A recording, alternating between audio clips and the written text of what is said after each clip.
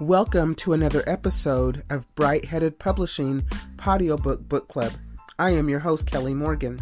Today I had the pleasure of meeting author Syntell Smith. Syntell has written a series called Call Numbers. These books are 6 books in the series. 2 of the books are available now, Call Numbers and Book Endings. I'm so excited that he's decided to come on to the podcast and be the newest member of the book club. Let's welcome him. Welcome our newest book club member, author Sintel Smith.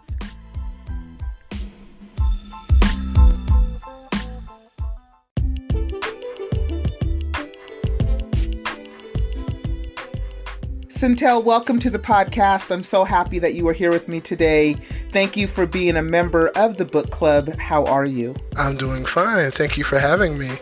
Oh, I'm so excited. I love when authors come through, and that's all that comes through is mostly authors. So I'm always excited when we get a new member to the book club. So if you've never listened to the podcast before, kind of have a little format that we follow. And the first thing I always want to find out about the authors before we get into your books, and you have 2 of them that we're going to be talking about, Call Numbers and Book Endings. But before we get into your books and what those are about, I want to learn about Syntell, the author. So tell me about your journey to becoming a published author. Did you always know you wanted to be a writer? Yes, I did actually. I was very good at doing comprehensive writing in school.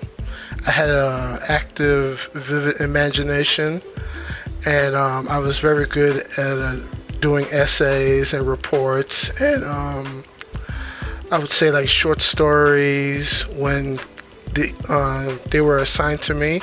It goes back to school, and then once again in college. Down the line, I actually got into screenwriting. I was very interested into hopefully doing television and movies. And I actually took classes. I did a couple of workshops, and I started like studying film scripts to get the format and how to actually set the scene and captivate the audience with your writing. And from there, it actually led into me doing my own personal thing back in the early 2001, just doing blogs. Blogging was the big thing back then, and it still is now. But I think starting with my blogs, I was able to express myself and get into my comfort of sharing my ideas with the world, pretty much telling my stories of my everyday life and everything that I was going through at the time. I also got into doing pop culture reviews of movies, TV shows, and music albums and everything like that, and it really led to me getting a following. I was able to relate to my audience, people that would read my reviews and read my blog entries. I was someone that they could actually relate to, a common person. And it was just something about how I expressed myself in my writings that people said, I had an actual knack for it. A nice, they call it a stream of consciousness. Nice. Yeah. So how do you go from all of these things, taking screenwriting classes and wanting to be a screenwriter and doing all of these other things to where you are today as a published author? What made you decide to finally say, you know what, I'm going to go ahead and publish this book? I would say the way self-publishing has become a little easier within the last 10 years. Back in the 2000s, the resources weren't there at the time for me to actually get into the whole publishing industry at the time. I had an idea, I had a concept that actually was originally an idea for a TV show based on my work experiences at the library for New York City. at the time during the 90s. I thought that would be a cool idea for a TV show, so I wrote a treatment and a pilot script, and I shopped it around, and it got noticed, but I never really got any offers on it from any producers or anything like that. So I kind of sat on the project for 10 years, and then I think back in 2015 I started revisiting the project and thinking, it's a little easier now to just put your books out there using Amazon or Smashwords or Ingram Spark. So I came up with the idea of actually turning the script into a novella, and then it just grew into a actual full-length novel and then a series. That's very cool. So the books are call numbers and book endings. Is there a third book? Yes. I'm working on it now. It's going to be an ongoing series that will hopefully go at least maybe 6 or 7 books. I'm not really sure.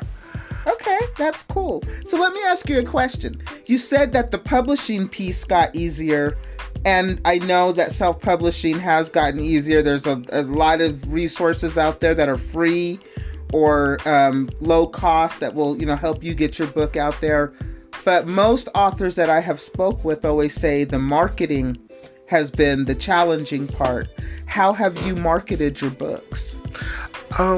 Marketing has been a challenge, but in the wake of current events these days, with the whole pandemic and everything like that, I really actually moved on to Twitter. Last year around this time, I really didn't have a social media presence, and with all the book events that I had planned being canceled here and there, I was wondering how was I going to get my book out. And then I just tried to improve my Twitter presence and really got myself out there.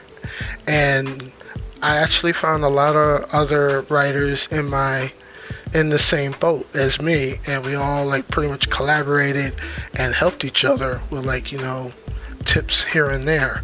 There's a wonderful hashtag out there called writing community, and depending on how you spell community, you could really come across a lot of talented self-published authors that are helping each other out. Yeah. Using that hashtag, I was really able to market the book well and actually get noticed. Very cool. Yeah, marketing is a challenge. I think social media is a great way to do it. Have you ever thought about audiobooks? Yes, definitely. I finally got the first book, Call Numbers, released on Audible just last month, and it's pretty much getting good reviews. Congratulations. Yep. Congratulations. Yeah, I think that's another great way to market your book, because you tap into a whole new audience. Yes, right? Definitely. A lot of people listen to books. They don't either like to read or have the time to read. So being able to pop it on and put it on, listen to it on your headphones is great. So congratulations to you. Yes, it's a great listen for a nice long drive. Yes, absolutely. I love audiobooks. So I'm interested in telling your book. So tell me about the books, Call Numbers and Book Endings. Which one is first? And then, you said it's going to be an ongoing series. So I'm really interested to find out what it's all about. Yes. The very first book is Call Numbers, with the subtitle, The Not So Quiet Life of Librarians. So Call Numbers is pretty much the whole name of the entire series, even though the second book is called Book Endings. It has a aftertitle saying that it's a Call Numbers novel. So Call Numbers sets the stage for the rest of the series, and it talks about librarians working in New York City back in 1994. It's loosely based on my experiences, as the main character is a transfer that arrives at this new branch in the middle of midtown Manhattan on 58th Street on the east side. He originally worked uptown in Washington Heights, his neighborhood library, and he was only working like part-time after school as what they call a page. A page is one of those teenagers that like put the books back on the shelves and like keep the books like neat and the shelves tidy and everything like that. Once they graduate from high school, they become a clerk. And those are the people that check out the books and return the books, behind the desk and everything like that. So the whole series is surrounded by the main character, who is Robin Walker. Like I said, he's loosely based on me. He's transferring at this new branch, and he's trying to find his place in this new position, trying to fit in. But unfortunately, the branch is kind of a hostile work environment, which is kind of surprising to some people, because you would never think that there's actually drama going on at a library. Yeah, not at the library. Exactly. So this book really is an eye-opener to those who read it and experience what goes on at the actual branch. And they could probably relate to it, because anybody who's worked in retail or anybody who's like worked in like the office type work environment, which is why I compare this the book to like The Office, the TV show, working at a paper factory and stuff like that. They're able to relate. Everybody has like that type of character within the series that they can relate to. The brown noser, the delusional supervisor, the go-getter, and all those types in the office politics that goes on. And they're in the library as well. Yes. There's a lot of drama. There's a lot of interlayered storylines, a little bit of romance, a little bit of intrigue, a lot of secrets and conspiracies. It really draws you in. And the book, you said, is going to be, at least a series of 6. And so throughout this book, is your main character always working at the library? Yes. Okay. So he stays. Yes.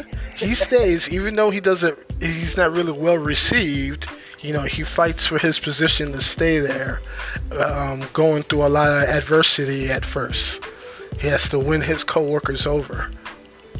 So is it where, as the book goes through 6, you said a series of 6, where you introduce more characters and the main character evolves and maybe finds things out about himself that he didn't know in the beginning of the stories? Yes, it's pretty much an ensemble drama. Some people will stay, some people will move on and go. New characters will also be introduced, but it's still going to be like that tight-knit group. It has 13 main characters in it, which sometimes is kind of hard to keep track of, which is why I provide in the book in the beginning a character index so people can actually keep track on who's who. Because there's pretty much like 3 different like levels to the employees that work there. There are pages, pretty much like the lower totem pole. They're the clerks, and then there's the librarians. The librarians are naturally the people that help people find their books that they're looking for. Right. They stay at the information desk in the middle of the branch, Right. Pretty much working the whole floor. So, writing in that type of genre and having this ensemble cast, don't you find that because it's a story that's kind of loosely based on your life and the characters growing and evolving, that the story really never ends? The story I have planned for it does have a beginning, a middle, and end. There is a timeline, I'm not working at the library now, so I'm pretty much there is a final end game that happens to the main character, after the 6 books. So there is a story. He does definitely grow and mature, In his first book, he's not really a likable character because he's like going through all this adversity and he's trying to make a name for himself and everything. So, but, he's young and, he could be like, kind of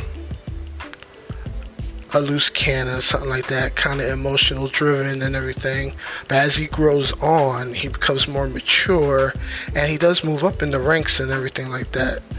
I don't want to give away too much, but the series will span at least 4 years because I worked at the branch that I worked at for at least 6 of them. I'm not going to do my whole history of when I was there, just a certain time period from 1994 to the year 2000, or probably 1999.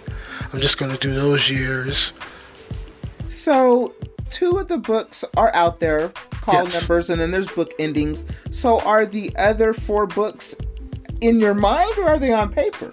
They're in my mind and on paper. They're planned out. I have an idea, which book is going to cover which year. It's almost like, I hate to compare it, but it's almost like the Harry Potter series, how he starts, his first year at wizard school and goes on to the second year, the third year, and the fourth year. So, it's sort of like that. Gotcha. And, So as you're going through, you said that the other 4 books are kind of in your mind and on paper. So what is your process when you are writing? Are you a writer that has like a process that kind of maps and outlines everything, or are you the type of writer that just sits down and writes? I know I kind of have a tendency to write off the seat of my pants. That's what they call them.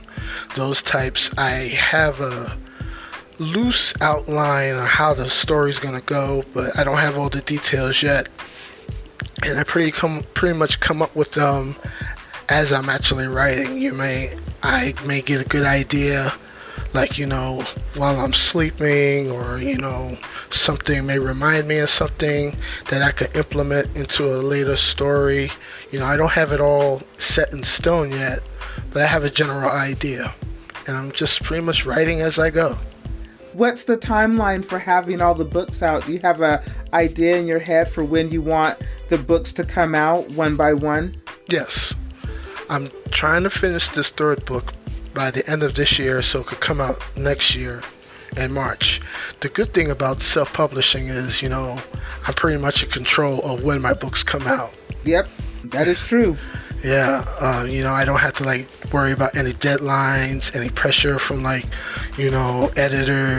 or if I was in a traditional publishing situation, I would have to deal with scheduling, right, in order not to conflict with other authors that might be under the same house or whatever. I can release the book whenever I want to. So the goal is to release book 3 next year. Yes. And then is it going to be like a book a year, or 2 books a year, do you think? Well, this book concludes the first 1994 trilogy. The first 3 books all take place in 94. Then the 4th book will be in 1995. And I plan to do that probably a couple of years later. I have other ideas that I'm writing and other stories I want to do outside the series. And, once again, I could do them at my own leisure. There's no pressure. If these books are well received, naturally they'll get the more preferred treatment, as opposed to any other writing I'm trying to put out there. The series catches on, I would definitely continue, releasing more updated books as it's, well received. Is the goal to put all of them on Audible as well? Have audiobooks for all of them? Definitely, yes. I'm working on hopefully getting book 2 prepared by the end of this year. So by the time book 3 comes out, book 2 will be out on audiobook. And so what was that process like for somebody who's maybe thinking about doing an audiobook but doesn't know where to start? What was that process like? Can you give us some ideas? Well, I went through AXC, which is Amazon's, audiobook company that works with Audible. And I pretty much had to go through several voice actors to look for to get the right narrator to tell the story. I had to hear a lot of, what they when they like do a reading of it. I think it's what is it? Auditions. Sorry, that's about okay. it. Yeah. I had to hear a couple of auditions to get that right type of narrator I was looking for, and I had to find one that was in my right price range, because voice acting is a very demanding, process, and some of them really, want like a fair share of the royalties. They also want like, probably like a down payment of like, how much they feel they're worth performing each hour. There's like a certain rate that like, I think the starting rate is like, $50 every performed hour. And book one is very long because it's a very extensive story. It was 13 hours to record. So there were some that were asking for like, $600 or $700 in advance up front, and I couldn't really pay that. So I eventually found someone that would take an equal royalty share with the incentive of paying them down the line after we like meet certain achievements, sell a certain number of copies or whatever. And the narrator I got, was really, patient with me. And the fact that I told him it's an ongoing series, he was willing to do this book at a discount rate with the promise of more work coming down the line. Yeah. So, not trying to get all up into your business, but give us an idea, just even a ballpark of what you believe that cost you total to have that book made into an audiobook. I would say with like the two payments I had planned scheduled, $1,200. It's like almost like $100 an hour. Yeah. A 13-hour audiobook, you're pretty much paying like $100 or close to $100 an hour. And like I said, once it sells enough copies, he's willing to take like, payments in like, increments instead of paying the whole thing up front or even half up front to get them started. Because some voice actors are different like that. Right. Well, you found somebody who is willing to work with you, and maybe that's what, somebody else will have to do too. But I think that if you find the right person, you could probably find somebody who's willing to work with you. Right. $1,200 for an audiobook is not a lot of money if you look at it as an investment. Right, which it is. Which it is. I mean, you have to, when you are self-publishing, it has a lot of perks. Like you said, you're in control. You get to make the decisions, but you're also the one paying for everything as well. So, exactly. You have to pay for an editor. Did you have somebody edit your books? Yes. I went through several editors because since it was my first book and everything like that, I was just pretty much trying to find my voice and my writing style. And there were some editors that, kind of found it difficult to work with me. So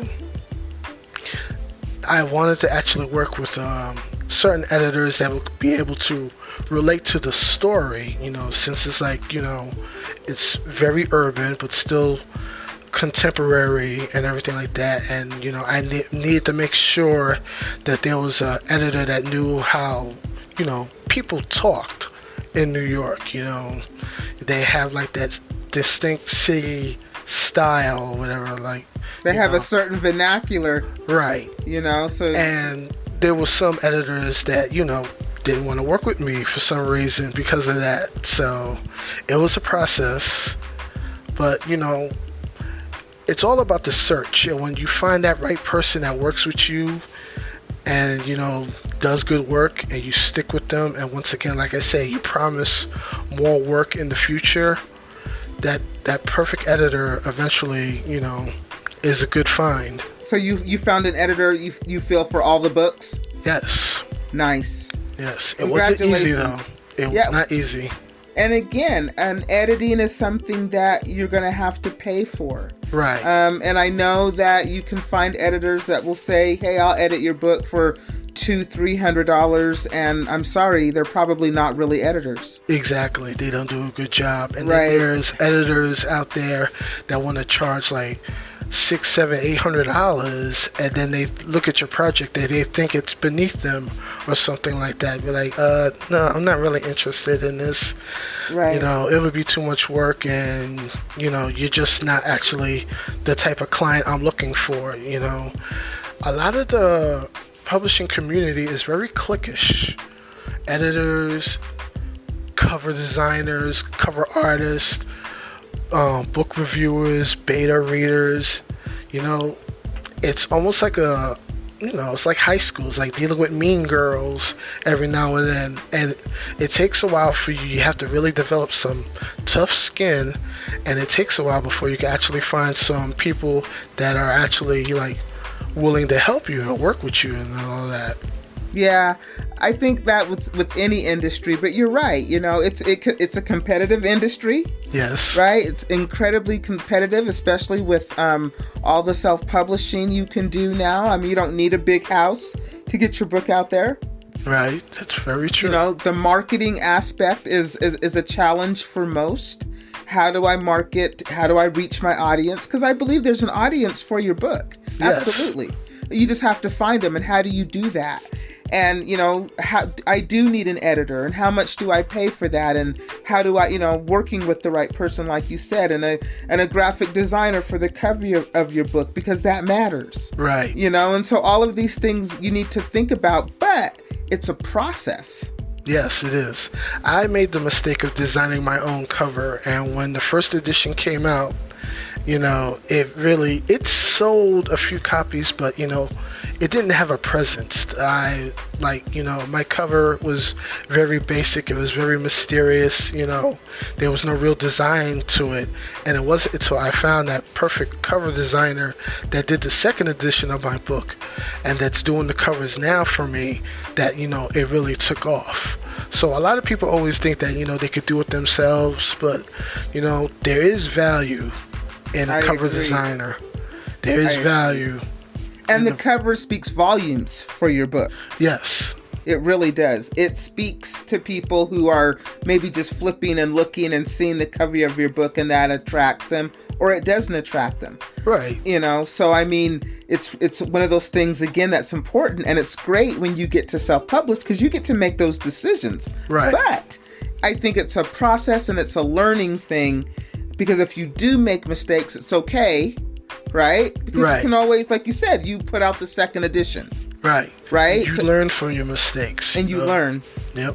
Absolutely. Absolutely. I know exactly what that feels like. So congratulations to you on both the books. Thank you very much. You're welcome. Tell us where we can get the books. The books are available on Amazon. There are physical copies available through Ingram Spark, which is my distributor.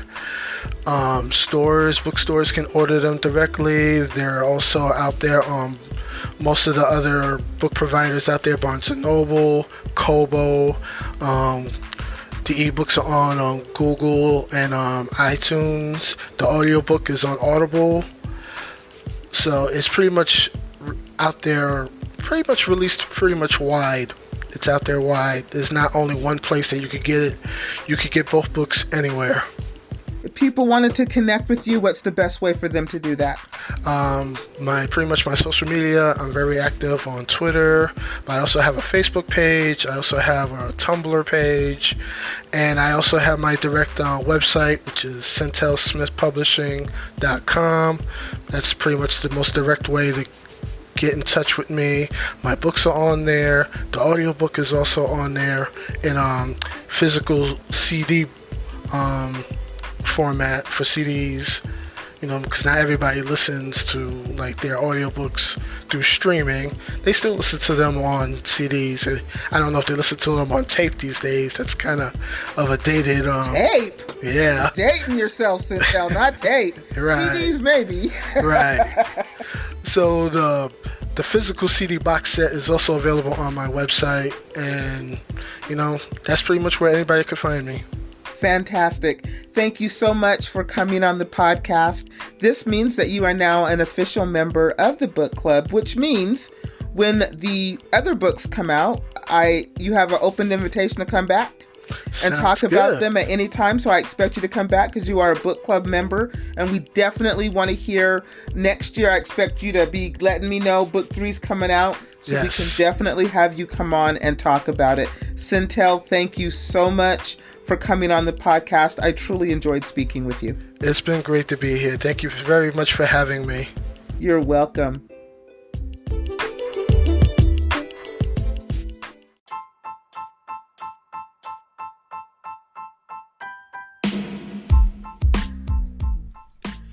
Thank you for listening to another episode of Bright-Headed Publishing Audiobook Book Club. I just wrapped up with author Syntell Smith. He talked about his book, Call Number, and book endings, the first 2 books of his 6-book series. You can check him out on his website at syntellsmith.com. All his information is in the podcast description. If you are wanting to be on the podcast, and let's say you're an author or someone who supports authors, like an editor, then come on. Email me at brightheadedpublishing@gmail.com. brightheadedpublishing@gmail.com. I'm on social media. I'm on LinkedIn, Twitter, Facebook, and Instagram, and there's a YouTube channel. I can't wait till next week. We'll welcome another new book club member, another author. But until then, keep writing.